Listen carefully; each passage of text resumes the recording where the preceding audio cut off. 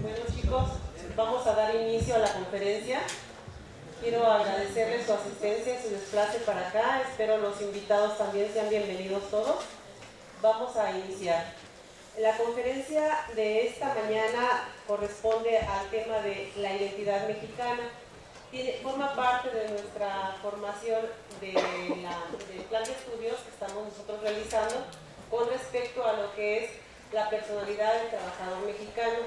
Vamos a darle un sustento, una base filosófica, científica y demás, de un proceso antropológico a la identidad que nosotros tenemos como mexicanos.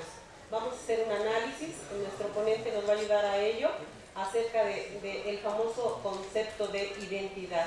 En este sentido creo que se hará una síntesis de la herencia de la cultura en México a través del desarrollo de esta conferencia.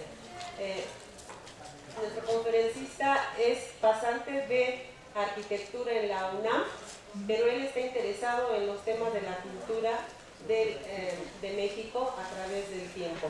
Los voy a dejar con él para que él inicie y bueno, espero que disfruten de esta maravillosa información que les trae. Gracias.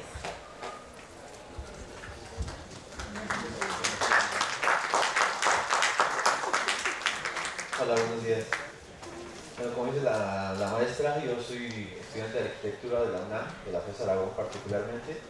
Mi nombre es Pablo Tapia Jaimes y este va a ser nuestro tema de hoy, va a ser la identidad mexicana, va a ser una síntesis de la herencia cultural que tenemos en México y vamos a abordar algunos problemas de identidad que tenemos, pues son muchos, que como mexicanos pues no siempre tenemos un aglutinante social o algo con que identificarnos propiamente. Así que pues dicho esto, vamos a iniciar esta pequeña plática. Espero no aburrirlos mucho, voy a tratar de ser breve y irnos un poquito rápido. Para iniciar esta plática vamos a ver que hay varios temas, varias posturas de dónde inicia México, ¿no? Hay esta postura de, no sé si se acuerdan, en la primaria nos decían esta leyenda, cuento, que los mal llamados aztecas estaban buscando un águila para dar un nopal devorando una serpiente, ¿no? Y cosa que es de lo más falso, ¿no? Imagínense, ellos salieron de Aztlán alrededor del año 1111 y fundaron Tenochtitlan en el 1325, o sea que son más de 200 años vagando. Imagínense cuántas águilas devorando serpientes vieron, ¿no? Hasta han de haber visto lo contrario, ¿no? Serpientes devorando águilas, o sea, es algo muy absurdo que este sea el principio de México.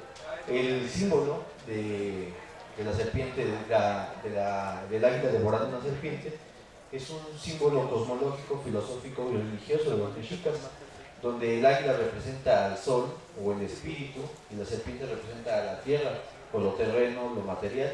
Es el espíritu dominando lo terreno y también significa el sol en su pleno cenit sobre la tierra. Hay otra teoría otra postura, no son teorías, más bien es una postura, donde el inicio de México es este choque de culturas, ¿no? Aquí podemos ver en este mural de Jorge González Camarena, llamado Choque de Culturas, donde está un rodelero español y un cuautli mexica, donde se están enfrentando. Es un encuentro violento. Hay muchas culturas que se encuentran de una manera gradual, de una manera no tan violenta. Pero aquí en México fue un choque violento de dos culturas guerreras. Para mí esta es la más acertada, esta es donde inicia México. Sin embargo, tenemos que ver que México para sentirnos una identidad, tenemos que ir mucho más atrás. Es como cuando hay un problema en matemáticas, ¿no? O sea, para integrar o derivar, no podemos hacerlo si no sabemos álgebra. No podemos resolver álgebra si no sabemos aritmética. No podemos hacer nada de aritmética si no sabemos qué son los números. Entonces, con ese problema de identidad tenemos que regresar a las bases de lo que es la identidad, de lo que es el aglutinante social, de lo que es la sociedad, cómo empezó la sociedad misma. Esta es la teoría, la postura más aceptada, de hecho legalmente aceptada. Se acuerdan que hace 7 años se celebró el Bicentenario de México, donde Miguel Hidalgo dio el grito de Dolores y ahí inicia México legalmente, cosa que también es falsa, porque de hecho ni siquiera era la intención de Miguel Hidalgo separarse de España. De hecho, era todo lo contrario. Miguel Hidalgo quería que España siguiera dominando, quería que quitaran a Pepe Botella, que era el regente de España en ese momento. Tenemos que recordar que en ese momento España estaba invadida por los franceses, por Napoleón. Pero esta es la teoría más aceptada, es de hecho la legal, porque tenemos 207 años de ser México, según esto. Pero no es cierto, tenemos muchísimo más tiempo. Y con este problema de identidad vamos a regresar a las bases, pero muy a las bases. Vamos a ver, esta es de las primeras sociedades que hay. Esta imagen es sacada de una de mis películas favoritas, que la recomiendo. Se llama 2001, Odisea del Espacio. Y vemos uno de los primeros grupos sociales de estos hombres primitivos, que su aglutinante social, su identidad desgraciadamente era el miedo. Vemos que están agazapados en una cueva, donde el líder está viendo hacia el horizonte, viendo peligros, porque cuando ya cae la noche salen depredadores. Estos depredadores muchísimo más armados, muchísimo más adaptados a su medio que este pobre animal, que este pobre ser que no tiene realmente armas naturales con las que defenderse contra estos seres. Y vemos que están totalmente adaptados, armados literalmente hasta los dientes, con fauces, colmillos, garras, alas, veneno, cuernos, fuerza, cosa que nosotros no tenemos. Pero la apuesta natural que tuvo la sociedad homínida, lo que tuvo nuestra raza, nuestra especie, fue hacia el cerebro, hacia el potencial cerebral, y poco a poco este potencial cerebral desembocó a una identidad, a pasar de ser presas a ser depredadores. Aquí ya vemos a este primer cazador, que por muchas razas que haya en el mundo, por muchos países que haya, por muchas identidades, naciones, lo que quieras, todos desde Noruega hasta China compartimos un pedacito de ADN de estos primeros cazadores. Aquí ya vemos una identidad, vemos cómo ya se pintan, ya tienen una abstracción. Ya esta es la revolución del paleolítico, donde ya podemos usar herramientas rudimentarias, es la técnica que nos ayuda a sobrevivir. Vemos que después llega la revolución del neolítico, donde la agricultura es la que nos hace ser sedentarios. Irónicamente la agricultura fue casi un accidente, hecho por mujeres. De hecho, las ciudades, la revolución del neolítico es se podría decir, invento femenino, porque la mujer, como sabemos, mientras el hombre cazaba, la mujer recolectaba. Entonces ella desechaba ciertas semillitas que no les gustaban, las desechaba, y viendo que iban germinando, las fue seleccionando, y ahí nace la agricultura, es la revolución neolítica. Aquí podemos ver de la misma película, que si por favor vean en el 2001, un símbolo del neolítico. Vemos la luna al fondo, que simboliza la barca de Isis, o una transición del pensamiento, pasar del paleolítico, de ser nómadas, de ser cazadores, a ser sedentarios, a ser agricultores, a empezar a pensar, a tener ya un excedente de alimento. Nos da una oportunidad para pensar en otras cosas. El sol, que siempre significa la verdad o el espíritu, y esta piedra tallada ya completamente con ángulos ortogonales, que significa la piedra tallada del neolítico. Neos, nuevo, litos, piedra tallada o piedra nueva, que nos da paso hacia pensamientos científicos, pensamientos filosóficos y pensamientos religiosos. Este árbol representa el árbol de la vida o el árbol de la ciencia, que nos da el primer acercamiento hacia la ciencia, hacia la filosofía, fuera ya de un pensamiento puramente religioso, que nos lleva ya a sociedades más complejas, a religiones más complejas. Esto es un Cromlech, ya plenamente en el neolítico, es el Stonehenge, todo el mundo lo conoce, y es una religión muy compleja que requiere ingeniería para poder realizar este templo, que se va a convertir y que aglutina, que hace identidad por esto mismo y crea las primeras ciudades. Por eso la identidad es tan importante. A partir de estas primeras ciudades, de estas primeras religiones, surgen las primeras conglomeraciones humanas.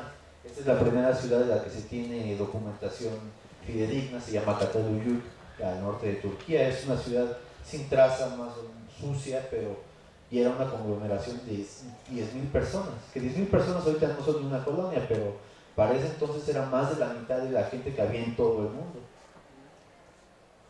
Pasamos ya a religiones muchísimo más complejas. Estas edificaciones se llaman zigurats en Sumeria, dedicadas a Marduk, a dioses que hoy en día conocemos como demonios, pero sin embargo ya son religiones muy complejas, sociedades muy complejas, con abecedario, con técnica, con irrigación, con agricultura compleja, con una sociedad de castas. La complejidad y la identidad de la sociedad va cambiando y va haciéndose cada vez más compleja, tanto que las edificaciones no solo se hacen porque sí, sino que están alineadas ya con el cosmos, ya alineadas con estrellas. Aquí vemos las pirámides de Giza, o la puerta de Ishtar de Babilonia, que su simbolismo, su carga cultural era tan grande que Hitler a principios de la Segunda Guerra Mundial se obsesionó con poderlas encontrar. Vemos los propileos de Persia, que Persia, todas estas civilizaciones de las que les estoy hablando, tal vez puedan parecer muy lejanas, que no tienen nada que ver con esto, pero Persia fue uno de los principales predecesores irónicamente, de Grecia, que después la conquista. Del otro lado del mundo, en América, se está dando la misma revolución. La agricultura surge igualmente en varios puntos del mundo, pero de la misma forma. Aquí vemos una alineación de piedras neolíticas, también en Tabasco, por los olmecas.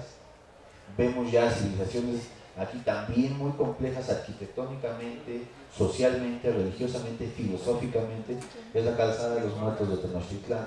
Vemos que ya es una traza urbana totalmente definida, con la misma alineación que tienen las pirámides de Giza, con el mismo perímetro que tienen estas pirámides, no porque haya extraterrestres que estén fungiendo de contratistas, sino que las matemáticas son las mismas, existen en la naturaleza y todos llegamos a ellas. Ustedes saben que la matemática es natural, no es un invento, existe en la naturaleza y todos podemos llegar a ella. Se puede llegar desde Egipto hasta Tenochtitlán, llegamos al mismo descubrimiento por los mismos métodos, sin necesariamente que tener una interacción.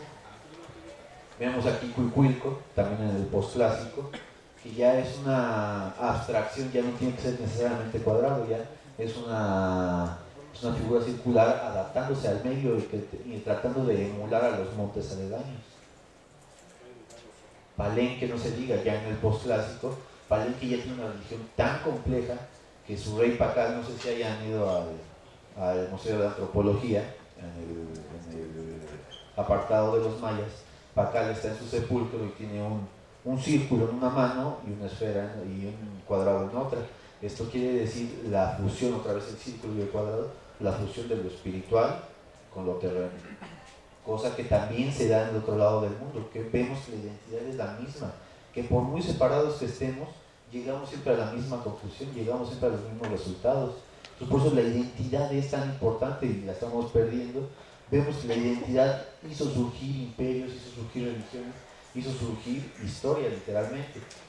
Regresamos a Europa y nos encontramos con nuestro primer antecedente occidental directo, que son los griegos.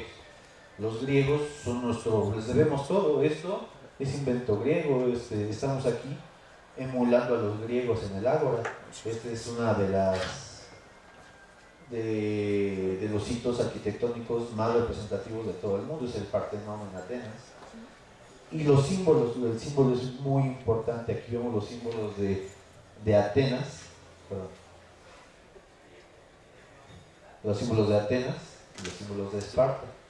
Tenemos que ver que los griegos no se decían a sí mismos griegos, ellos se consideraban helenos. Griegos es una palabra latina. No se consideraban parte de una sola nación, todos se consideraban de la misma cultura. Y al haber una amenaza externa, la identidad helénica hizo que se unieran para enfrentar esta amenaza que era el imperio aqueménida o el imperio persa. Con el tratado de Simaquía, todas las ciudades-estados se unen para rechazar esta invasión persa. Y tal fue la identidad helénica que inició uno de los periodos de conocimiento humano, la Grecia clásica, solo comparables con el Renacimiento, con la Revolución Industrial y con la época espacial e informática que estamos viviendo ahorita. La época de la Grecia clásica impulsó toda la cultura occidental, la identidad occidental que todavía tenemos, que todavía usamos. Todas nuestras palabras, toda nuestra idiosincrasia deriva de esta época. Deriva de esto y de los grandes filósofos que resultaron a partir de esto, de tales de Mileto, de Pitágoras, de Sócrates, Platón, Aristóteles, Zenón, todos los conocemos, tal vez no los hemos leído, pero hemos oído hablar de ellos, sabemos más o menos quiénes son y sabemos más o menos en qué época vivieron, aunque no los hayamos leído a profundidad. Se dan los primeros rasgos artísticos clásicos que sobreviven hasta ahorita. En el Renacimiento se retoma esto, son la centauromaquia del escultor Fidias, que adornan el propileo del Partenón.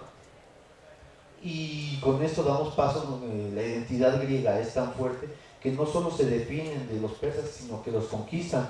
Alejandro Magno conquista Persia y la domina, llega casi hasta la India. Entonces la identidad occidental domina Europa, Asia y África.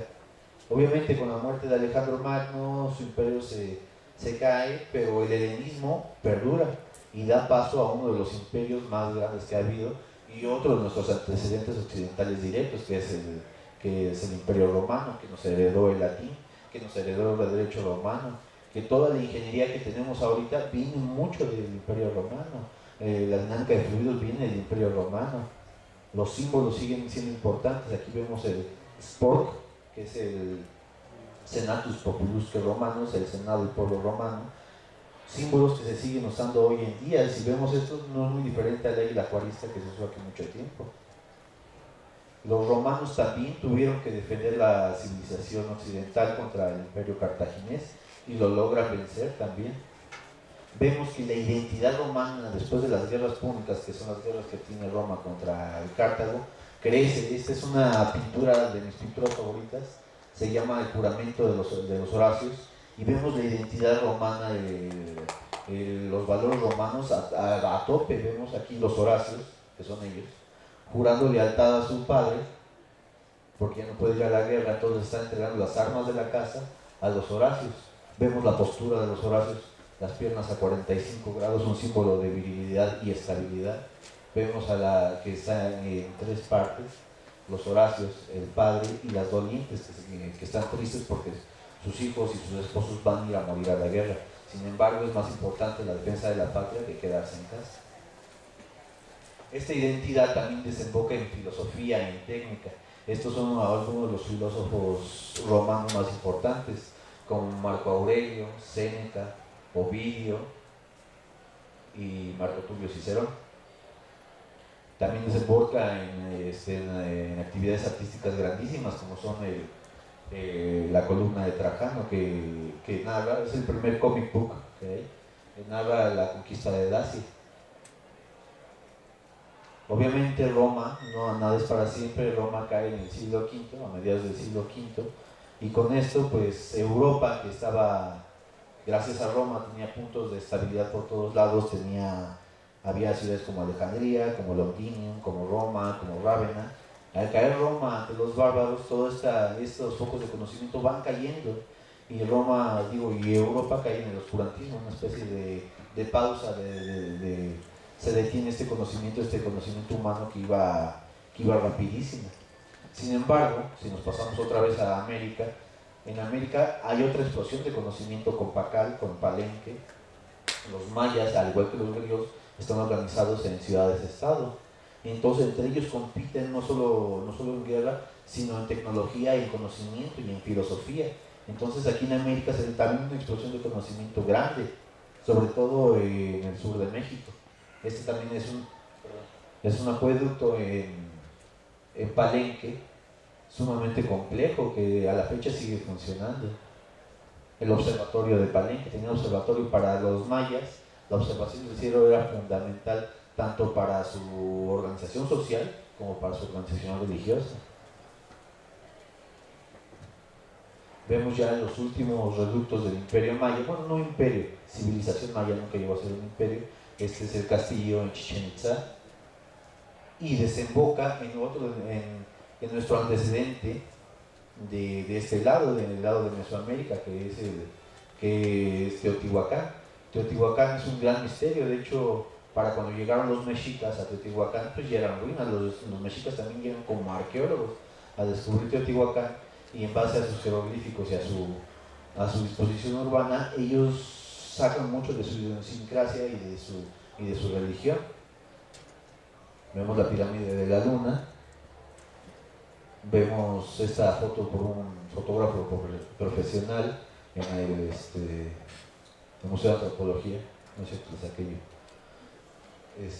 Los gigantes de Tula, que es otro antecedente directo de en cuanto a religión. Los gigantes de Tula o los toltecas dan el Quincunce Toltecayotl, que es la religión tolteca, que de ahí deriva el Ometeotl de los mexicas. Aquí vemos Tula, los menires Tula, y desemboca en el 1111 al éxodo de los mexicas, de los mal llamados aztecas. No son aztecas. Aztecas eran cuando eran nativos de Aztlán. Mexicas son cuando ya llegan a México, Tenochtitlan. Ellos eran en el 1111 con su líder, Mexic, su líder militar Mexic, y su líder espiritual Tenoch. De ahí el nombre, México-Tenochtitlan. Fundan Tenochtitlan en el 1325, perdón. Y para el 1328 se fundan como imperio. Quiere decir que para la llegada de los españoles no tenían ni 100 años siendo un imperio. Ellos fundan una de las castas guerreras más grandes que hayan existido en toda América, que son el Ocelotl y el Cuautli, el guerrero jaguar y el guerrero águila. Regresamos a Europa y el catolicismo o el cristianismo ha rescatado mucho del conocimiento que se perdió ante las invasiones bárbaras durante el oscurantismo. Carlo Magno va reestructurando Europa, que estaba dividida, la reestructura en los países que más o menos hoy conocemos, y empieza a fundar universidades, se preocupa mucho por el conocimiento, empiezan a salir las lenguas romances, la lengua que de hecho ahorita estamos hablando, el español. Mientras tanto en España también está en un cisma. España está bajo una invasión del Imperio Omeya, surge una religión nueva en el siglo VII después de Cristo, llamada el Islam, que recorre todo África y toda Arabia Saudita en menos de 100 años, y para el año 700 ya invadió la península ibérica, conquistándola prácticamente todo hasta el norte, salvo Asturias y el País Vasco. Pero ¿qué hacen los españoles que tanto nos caen gordos? Porque tenemos esta cosa de que ver al español con un poco de resentimiento, un poquito de odio. Ellos también estuvieron bajo invasión y no se quedaron así como que estamos conquistados, ya ni modo, ¿no? ¿Qué hacemos? No, pues ellos retomaron sus tierras, se pusieron en pie de lucha, y en batallas como la de Covadonga, donde 300 españoles le ganan a 70.000 árabes por su posición, van recuperando España. En la batalla de Clavijo vemos donde surge su idiosincrasia principal, que es donde surge su santo patrono, que es Santiago, que ayuda a Santiago Matamoros, que ayuda a expulsar a los moros de la península arábica. Finalmente, en 1492, los reyes católicos expulsan a los moros de la península ibérica. ¿A qué vamos con todo esto? Dicho esto, vemos que tenemos más puntos en común, más identidad de la que creíamos con otras civilizaciones. Que México no solo empieza en el Grito de Dolores en 1810, vemos que tenemos muchos símbolos en común, más de los que pensábamos.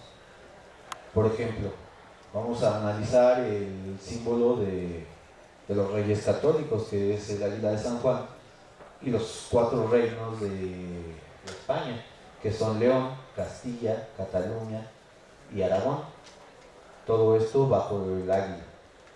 Ahora vamos a ver la disposición urbana que tenían los mexicas. Vemos al águila, que es su símbolo espiritual, dividiendo a los 4 calpulis o a los 4 barrios principales de Tenochtitlán. Vemos más o menos que, aunque la representación gráfica es diferente, el concepto es el mismo. Y no tenía nada que ver en ese mismo momento, pero el concepto es prácticamente igual.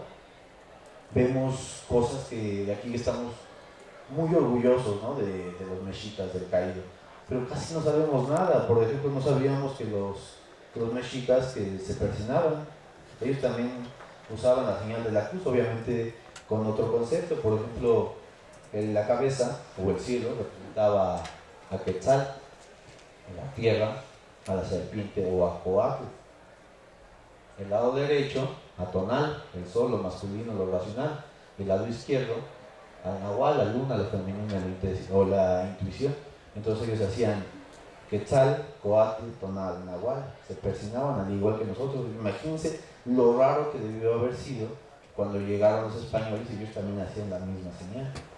Y decían también, como en el cielo, en la tierra, así en la tierra como en el cielo. Había muchas cosas parecidas, más de las que creemos.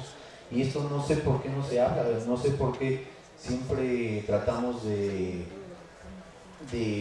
hablar de las diferencias en contra de las igualdades que hay más similitudes que diferencias. De hecho, aquí vemos la cruz, otra vez la cruz de una iglesia. Esta es una planta cruciforme en Israel, igualmente orientada hacia el oriente, porque de ahí sale el sol. Vemos que el sol, tanto para los cristianos como para los mexicas, es muy importante y significa prácticamente lo mismo, la verdad y el espíritu. Vemos uno de los símbolos o uno de los héroes más representativos de la cultura española, que es Hércules. Hércules está separando o uniendo, como lo quieran ver, las columnas de Gibraltar. Estas columnas están en su bandera. No sé si alguna vez hayan fijado, hayan puesto atención a la bandera española. Hay dos pilares flanqueando el escudo. Estos pilares son los pilares de Gibraltar o los pilares de Hércules. Representan estos pilares. Ahora vamos con el Hércules de América, que es Tlahuicole. Vemos que la posición de 45 grados, al igual que en los Horacos, es prácticamente la misma. Si vemos, es prácticamente la misma posición, la misma pose y la misma actitud. Uno en América y uno en Europa. Ahora vemos la flor teotihuacana, que es igual, el quincunce significa lo mismo, los cuatro, pero en este sentido son los 4 elementos de la tierra, que también Aristóteles tiene, que también en Grecia se da. También en Teotihuacán llegaron a la misma conclusión, con el plus de que en el centro está el quincunce, o el soplo de vida, el elemento desequilibrador, el elemento espiritual sobre lo terrenal, otra vez. Vemos, no sé si recuerden el hombre de Vitruvio, tal vez algunos de ustedes lo recuerden, el hombre de Miguel Ángel da Vinci, el que está inmerso en un cuadrado y en un círculo. Es lo mismo, es el mismo concepto que es el de la flor teotihuacana. Entonces vemos que hay más empates que diferencias. Tenemos que tomar esto en cuenta para la identidad que debemos tener. Ahora vemos el crismón en comparación con la flor teotihuacana, es prácticamente, geométricamente, la misma figura que representa lo mismo: el principio, el fin y 4 puntos cardinales, alfa y omega. Ahora, vamos a hablar de la crucifixión un poquito, que la voy a comparar con otra imagen que a primera vista no tendría nada que ver, pero si analizamos el simbolismo, son prácticamente iguales. Esta es la crucifixión del Greco. Vemos a Cristo a mitad de la pintura, crucificado, ya muriendo, y sus dolientes, las 3 Marías y el apóstol San Juan, viéndolo a sus pies, viendo cómo fallece Jesucristo. Y lo vamos a comparar con esta imagen, que aparentemente no tiene nada que ver, pero si analizamos los símbolos, son muy parecidos. Todos más o menos, aunque ya no seamos muy creyentes, lo que sea, más o menos nos sabemos la historia de la crucifixión, ¿no? Cristo da su vida para los 3 días poder resucitar. O sea, está dando paso a la vida a través de la muerte. Ahora vamos a analizar un poquito aquí lo que es Coatlicue, Tonantzin-Coatlicue. Coatlicue no era este monstruo, porque muchos piensan que eran monstruos horribles. No, esto es lo que significa Coatlicue. Si vemos aquí en la mitad de la escultura, vemos que hay una calavera. ¿Qué quiere decir esto? Está dando a luz. Pero ¿a quién está dando a luz? ¿A quién le está dando vida? A una calavera, a la muerte. Ahí hay una dualidad, ahí ya hay un empate con la crucifixión. Está muriendo para poder dar vida, aquí está dándole a luz a la muerte. Es una dualidad también. Ahora, si nos ponemos un poquito atención a la figura, vemos que es una figura cruciforme. ¿Lo ven? Vemos la dualidad otra vez en el pecho. Tiene corazones y manos, pero no porque sea un collar de sacrificio. Las manos están en posición de entrega. No sé si ustedes también hayan visto la imagen de la piedad donde la Virgen está así. Es una posición de entregar, está entregando el corazón. manos y corazones. Vemos su falda de serpientes, otra vez representando a la tierra, en contraposición que tiene patas de águila, pues otra vez esta dualidad de este meteoro. Vemos, ahora un poquito analizando la estructura geométrica de la pintura del Greco, vemos que Cristo, desde su punto de fuga, que son los ojos, vemos cómo está observando hacia abajo, viene un poco a sus dolientes y forma una pirámide, una pirámide geométrica que estructura toda la pintura. Vemos entonces también que vista de perfil, vista en un alzado lateral, la cuatlicue es una figura piramidal. Aquí vamos a acabar un poquito con lo de los símbolos y vamos a ver entonces que hay más símbolos en común que símbolos encontrados. Vemos que hay más culturas comunes. No vamos a hablar tanto ya de la conquista y de todo esto que está ya muy hablado, ¿no? de vernos como mártires, ver a los españoles como unos pasados de lanza que llegaron aquí a buscar oro y a destruir civilizaciones, ¿no? Vamos solo a hablar ahora de las similitudes, hablarlo desde otro punto de vista, para después ver, pues ya para concluir, qué es el mexicano, ¿no? ¿Qué es la identidad mexicana?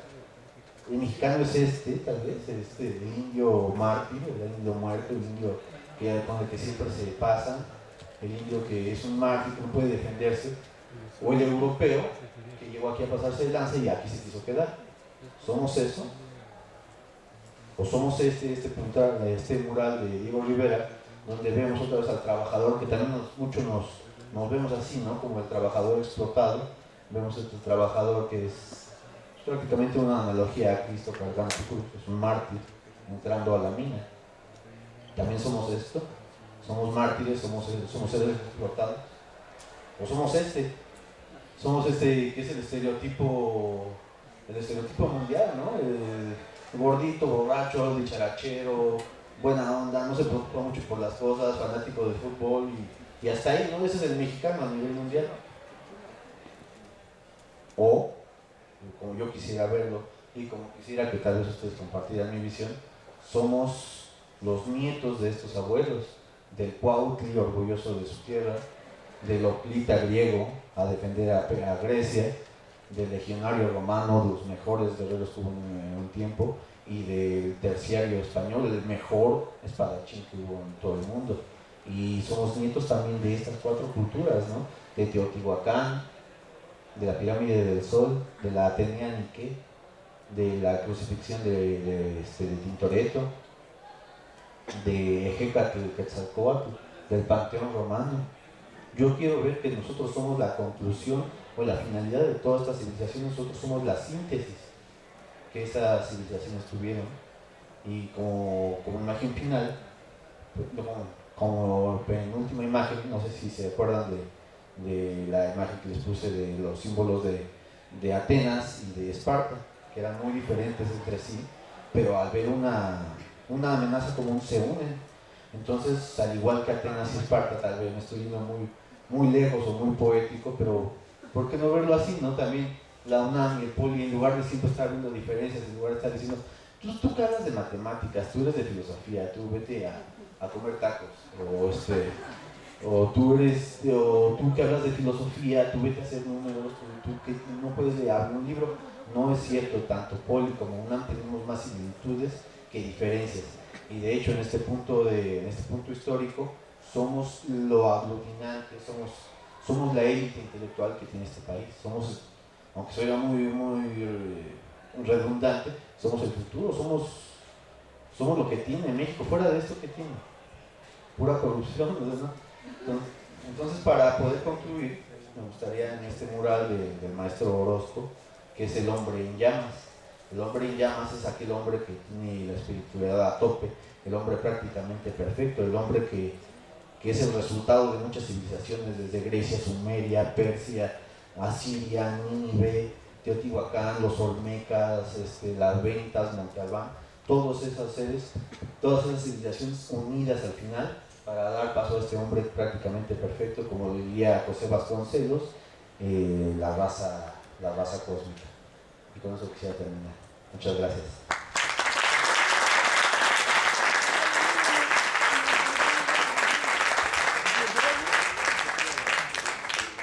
Si hubiera preguntas, dudas, comentarios, ahórrenselos. No, sí, no, pues adelante. Cualquier pregunta, feliz de contestarla, o comentario, o lo que sea.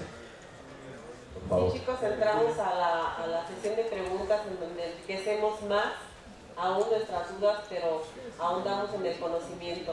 Sí, me gustaría mucho que aclararan algunos aspectos, inclusive que comentaran con el ponente algunos puntos de vista, que se haga de esto una interacción y no nada más es algo tan plano, ¿no? ¿Alguien quisiera comentar algo? ¿Hacer alguna pregunta al respecto de algún tema de lo que vieron? Sí, adelante. Yo tengo una pregunta. En este caso, hablas del Ometeo. ¿Esto significa que es la dualidad? Dualidad ¿El simbolismo el símbolo de la dualidad? Sí, es la religión mexica por excelencia, fuera del culto a Huitzilopochtli, Tláhuac, Tonantzin, todos ellos. La dualidad era una filosofía religiosa, ellos no separaban tanto religión de filosofía. Ellos pensaban que si hay muerte, hay vida, como lo demostramos en la Coatlicue, o sea, ahí está dando a luz, está dando vida a la muerte. Si hay vida, hay muerte, si hay oscuridad, hay luz. Muy parecido al yin y el yang. Hay un equilibrio en todo. Hay un bien para un mal, una luz para una oscuridad. Es un equilibrio universal que manejaban los mexicas, heredado de la civilización tolteca, del Quincunce Toltecayo. No sé si me dice. ¿Sí? Perfecto.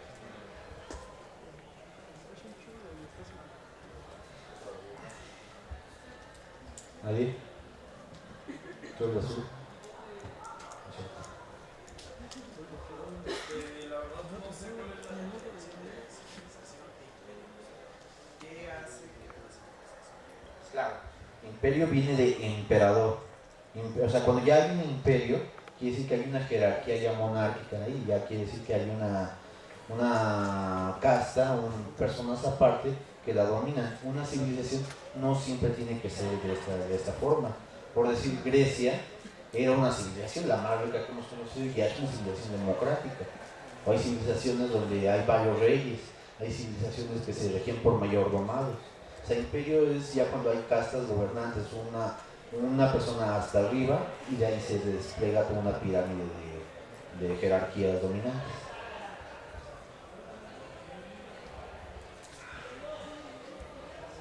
¿Hay algún estudio o alguna investigación científica que explique el porqué de las tantas similitudes o esas similitudes que como Pues sí, claro, sí hay estudios. Fray Bartolomé de las Casas lo venía estudiando, ahorita Miguel Ángel Portilla lo está estudiando. Son estudios antropológicos que se hacen muchas veces para vislumbrar misterios sociológicos que hay. ¿Por qué somos como somos? Pues hay que irnos un poquito atrás, pues es que hay un precedente. Entonces se van buscando precedentes para solucionar problemas sociales, o problemas desde la lengua, o problemas desde urbanos. O sea, yo como arquitecto muchas veces urbanísticamente dicen, bueno, no sabemos cómo solucionar este problema. Pues a ver cómo lo hicieron los babilonios en este punto. Entonces hay muchos puntos de dónde jalar para resolver, y dónde se van uniendo, se van atando cabos para hilvanar estas civilizaciones. Pero no es un estudio en sí, o sea, la historia, obviamente la antropología sería el que se encarga de esto.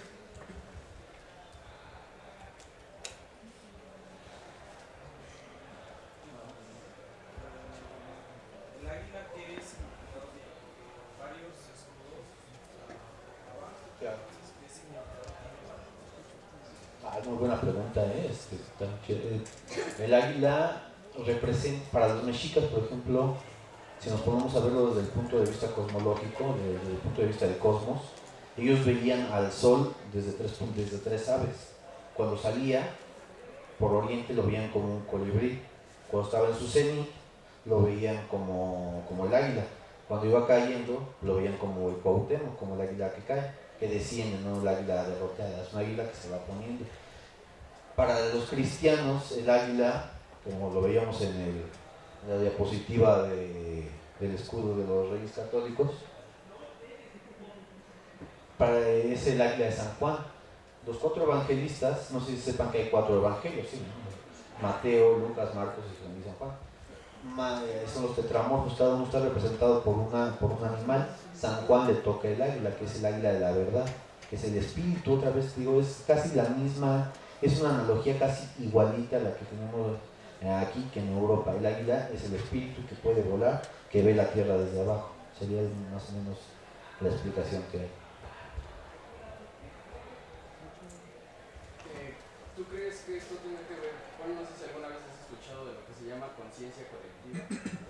Sí, he escuchado. ¿Crees que eso venga de ahí? Bueno, que de verdad exista eso. Porque Sí puede ser, sí, o sea, sí hay bueno, yo soy una persona creyente, pero sí hay estudios donde cuando hay gente reunida, hay energías que se mueven en torno a esto. Ahorita tal vez que estamos aquí reunidos platicando, hay una energía, y estamos hablando del mismo tema, sí hay una conciencia colectiva, por decir ahorita, que si estuviera yo con una persona platicando del mismo tema, hay una dinámica diferente, sí es algo interesante, pero sí tendría tal vez algo que ver. Bueno, tú al final mencionaste que hay cuatro tipos de mexicanos, que sería el indio mártir, el trabajador explotado, el que es sencillo trabajador gordito, y el que a ti te gustaría que se considera el nieto de grandes guerreros, civilizaciones y dioses. Si tuvieras que dar una conclusión concreta de la personalidad del mexicano, ¿cómo la considerarías? Actual no hay identidad. De hecho, esto es lo que nos atañe en esta plática. No hay una identidad mexicana, no sabemos para dónde ir. O sea, estamos vecinos del país más poderoso del mundo, y es hasta cierto punto normal que le queramos copiar muchas cosas, ¿no? O sea, nos ponemos su bandera, luego hablamos hashtag Love for my traditions, o un montón de cosas, y es hasta cierto punto normal, ¿no? O sea, queremos ser como el vecino rico, pero es el punto principal de esta conferencia, que tenemos muchísimo bagaje cultural e histórico de dónde tomar, y estamos tomando de un pueblo que tiene muy poquito bagaje cultural. Con esto no quiero decir que ya rechacemos todo lo americano, ¿no? Ya no me voy a poner playeras Nike ni playeras Adidas, o sea, no quiere decir esto, sino simplemente tener un ojo crítico a lo que voy. Lo ideal sería ser personas críticas que tengan un objetivo en común, que es la identidad mexicana. Ese sería el ideal del mexicano. Y el ideal del mexicano, pues obviamente como en un momento fue Atenas Esparta, ahora pues yo lo quiero ver como que es poliunal. Entonces el ideal mexicano tal vez esté aquí, en estos recintos.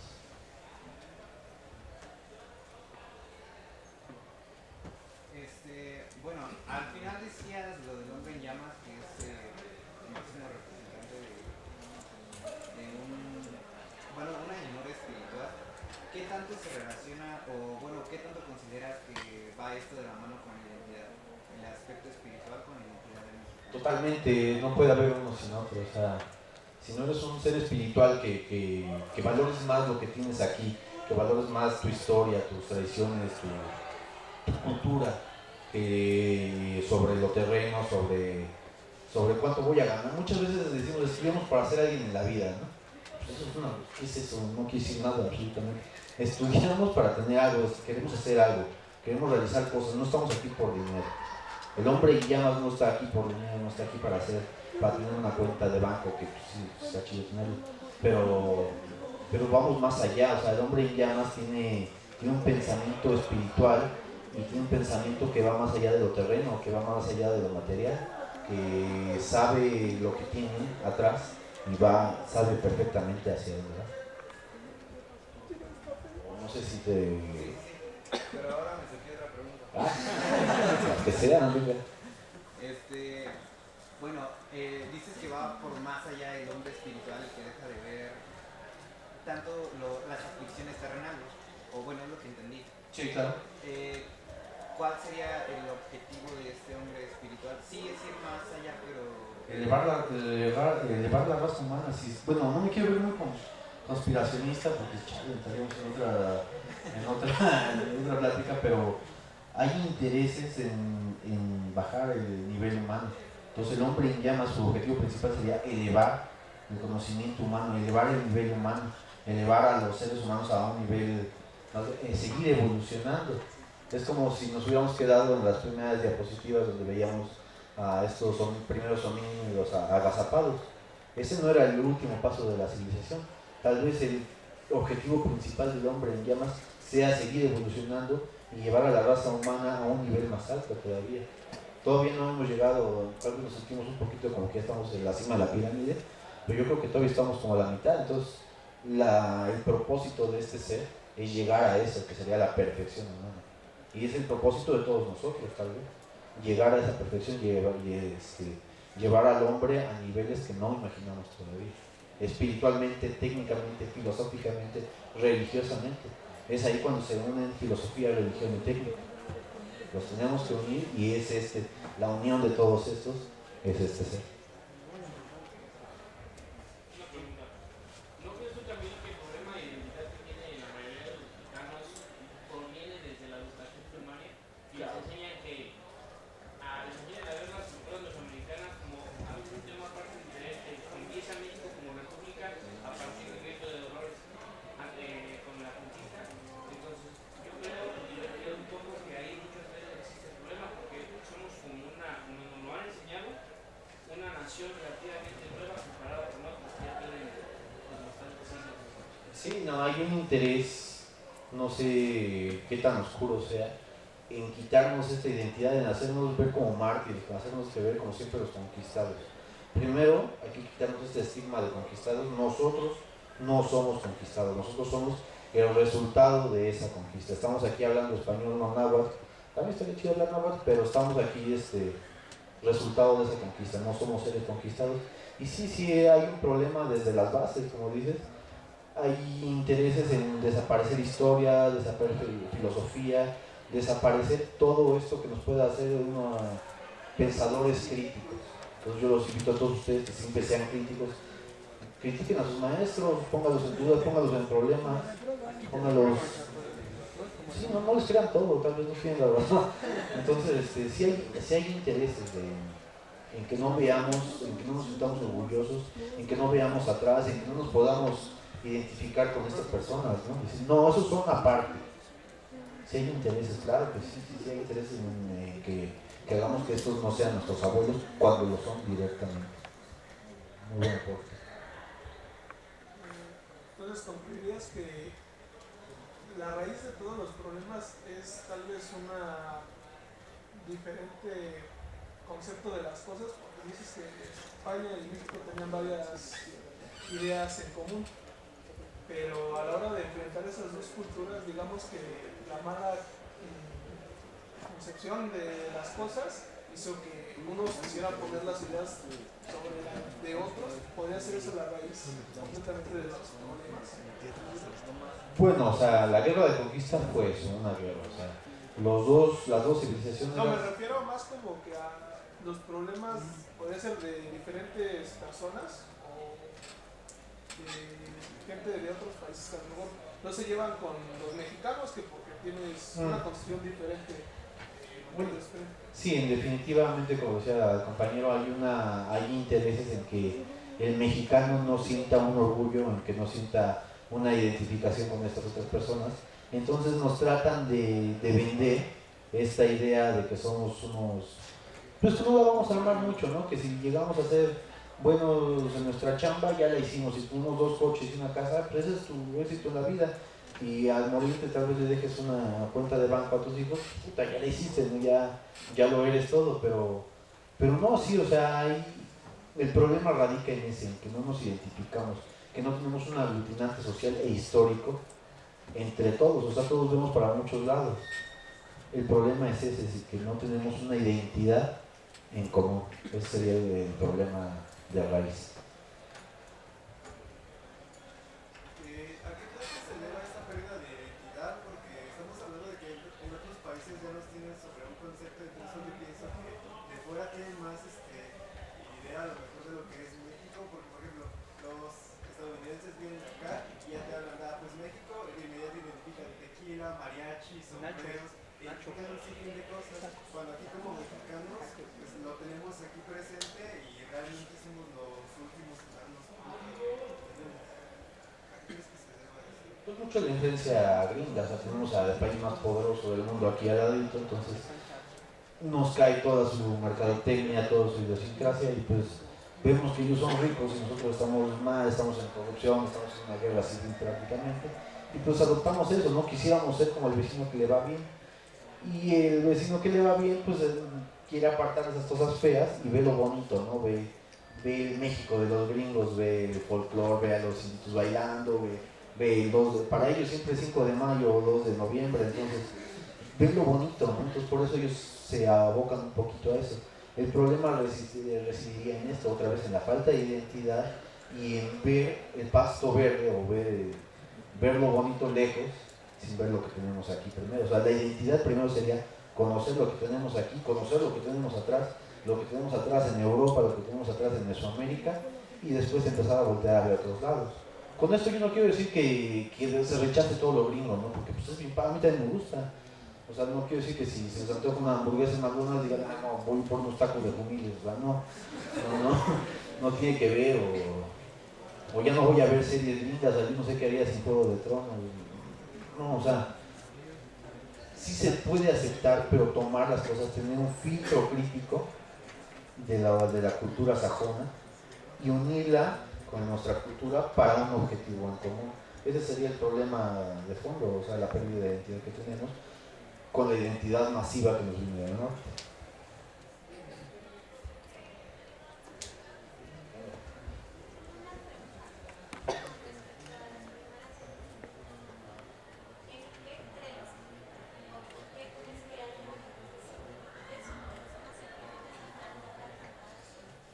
Es una buena pregunta, ¿eh? Pues como las matemáticas, ¿no? O sea, es como la pirámide del Sol, tiene el mismo perímetro que la pirámide de Khufu, pirámide de Keops. ¿Esto por qué? Porque las matemáticas son las mismas aquí que en Japón. La naturaleza es la misma, se puede llegar a los mismos resultados. Los simbolismos son los mismos porque estamos viendo la misma naturaleza. Es muy buena pregunta. Vemos la misma naturaleza porque estamos inmersos finalmente en la misma humanidad. Tenemos siempre una conclusión en común por esto mismo. O sea, la filosofía, la religión siempre busca una supervivencia y una superación humana hasta el principio, en las primeras diapositivas.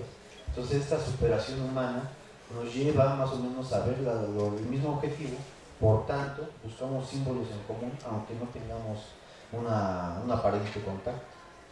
Pero como el objetivo es el mismo, o sea, como si tenemos una ruta, podemos llegar por muchos lados, ¿no? Pero al final nuestro objetivo es el mismo y vamos viendo cosas similares, vamos buscando guías o vamos buscando letreros, vamos buscando señales que nos lleven al mismo objetivo.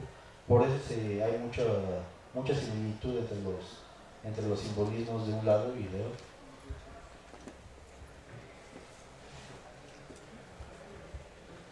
Una pregunta ahora que estás retomando el tema de los simbolismos y con respecto al hombre en llamas. ¿Considerarías que se le podría dar un enfoque zoroastrista, es decir, que el hombre en llamas es como el sol que está ascendiendo a la verdad, al conocimiento eterno? Sí, de hecho de ahí lo toma Vasconcelos y Orozco, lo toma de Zaratustra, toma mucho de esta filosofía. Sí, de hecho es la base del hombre en llamas, un hombre purificado, como lo decía Zoroastro, de las corrupciones, de las banalidades. Es un hombre, la llama en el sentido filosófico es un purificador. Entonces en este sentido sí es totalmente la base de este ser. Muy bien, pues ustedes no Última. tienen alguna otra duda. ¿Cuál crees que hubiera sido el destino de las civilizaciones mexicanas en caso de que no hubiera existido una intervención por parte de los españoles? De los españoles. O sea, tal vez una ciudad europea, bueno, pero ningún tipo de intervención, solamente la civilización, cómo se hubiera desarrollado. no, Porque hablamos de que todas sus construcciones se basan en ingeniería, por ejemplo, la de Chichén Itzá, se supone que cuando aplauden se oye el sonido de la acústica perfecta. Entonces, ese tipo de avances, ¿cómo crees que hubieran sido mayores si no hubiera existido intervención? Mira, sí hay estudios de esta historia hipotética de qué tal si, ¿no? ¿Qué tal si hubiera ganado Hitler la Segunda Guerra Mundial? ¿O qué tal si nunca se descubrió la penicilina? ¿Qué tal si mil cosas? Lo que se ha llegado, he leído ciertos estudios es que muy probablemente la civilización mexica se hubiera apagado, porque si lo recordamos estaba rodeada de enemigos, eran los gringos de ese entonces, los mexicas, o sea, nadie los quería. Y si vemos los antecedentes mesoamericanos, Teotihuacán, los mayas, son civilizaciones que florecían y se opacaban, florecían y se opacaban. ¿Por qué? Por la falta de densidad de población que había en América. O sea, no había tanto contacto, por decir, con los incas.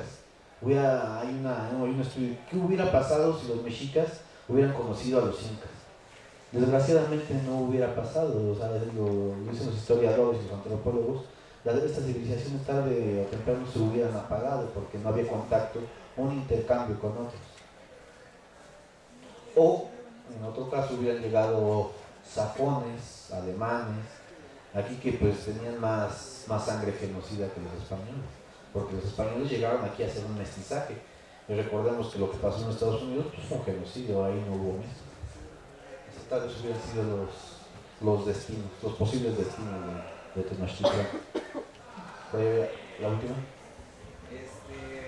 Bueno, estaba recordando mi pregunta. Lo que pasa es que, bueno, dijiste lo de la protección del hombre en llamas, perdón que lo retome, pero ahora sí la pregunta. Mi pregunta era, hace rato estábamos diciendo algo de los conceptos, que eventualmente los conceptos a veces son diferentes los de una persona con los de otra persona, y tenemos un objetivo en común, pero ¿cómo? O sea, ¿hay como algún modelo, un estereotipo o algo así de saber que estás llegando al objetivo en común o tener un quién o un qué que te diga que estás ahí o que llegaste a ese punto? ¿Un ejemplo? Algo así. O sea, mira, pues, no sé qué carrera estás estudiando tú. Ingeniería en Sistema Automotriz. Pues, te tienes que enfocar a tu carrera y tratar de en tu carrera sacar lo mejor de ti, no simplemente ser un asalariado, sino que ir más allá dentro de tu carrera. No te digo que te pongas a leer a Tlacaele a fondo, o sea, no, o sea, dentro de tu carrera hacer lo que más puedas, lo enfocado que más puedas dentro de tu carrera, innovar lo que puedas, ser lo mejor, producir. Aquí en México luego no se produce como arquitecto, hay que producir como ingeniero, como psicólogo, como filósofo, como lo que tú quieras, hay que producir dentro de tu ámbito de acción. Eso sería lo que hay que hacer. Ahora, como ejemplos, pues hay muchos, como ejemplos de estados perfectos. Decía Maquiavelo que Esparta es uno de ellos, ¿no? Donde todos morían y vivían por Esparta. Entonces no quiero llevarlos a esos extremos, porque los espartanos eran prácticamente todos unos tiranos. Pero si lo vemos todo con este lente tal vez de todo hacerlo para producir algo bien, para no robarle cosas a nadie, para no afectar a nadie, sino que producir y llevar este objetivo común que pues, sería México, la identidad mexicana, hacia un lugar más alto, ese sería el objetivo o ese sería el parámetro a seguir dentro de tu rango de acción. Si no hay otra, pues la última vez. Hablaste mucho de la similitud de las diferentes de los diferentes lugares, que la distancia era enorme y había muchas similitudes. Entonces yo llegué como a un punto en el que sentí que esa similitud se acabó. O sea, ¿por qué si del otro lado del mar les fue bien? ¿En qué punto nosotros los mexicanos perdimos ese ser crítico, ese siempre dicen que el mexicano siempre va a seguir igual porque olvida su pasado y no se recuerda del pasado, o sea, no lo toma en cuenta y toma decisiones solo en el presente, tanto no viendo en el futuro ni en el pasado, solo en el presente. Entonces, ¿tú en qué parte de la historia del mexicano crees que se acabó eso, el ser crítico, o quién nos los quitó? Pues podría haber muchas teorías, muchos postulados a partir de esto, pero al imperialismo, el imperio no le conviene que haya seres críticos. Aquella persona que critica, que pone en duda las cosas, es una persona sumamente peligrosa. Una persona que lee es peligrosa. Si nosotros tenemos un objetivo en común y nos enteramos y somos críticos, seríamos seres muy peligrosos para el imperialismo. Entonces tendría que haber una igualdad. Entonces tal vez hay imperios, no quiero decir propiamente Estados Unidos, porque él tampoco como que tiene mucho tiempo, pero hay intereses capitalistas de grandes consorcios que no le conviene tener un pueblo inteligente porque es un pueblo que se puede sublevar. Entonces no sería propiamente dirigir el dedo y decir él fue en este momento, sino que hay intereses desde toda la historia en tener un pueblo callado, un pueblo agachón, un pueblo que no lee. Ahí ha sido graduada a lo largo de la historia. La forma de combatir esto es enterarnos y teniendo un pensamiento crítico y teniendo una identidad definida de lo que somos. Así pues, con esto concluimos. Muchas gracias. Muchas gracias. Un reconocimiento muy grande a nuestro tutor.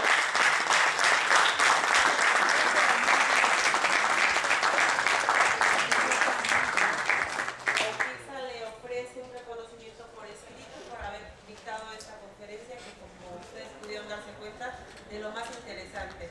Muchas gracias.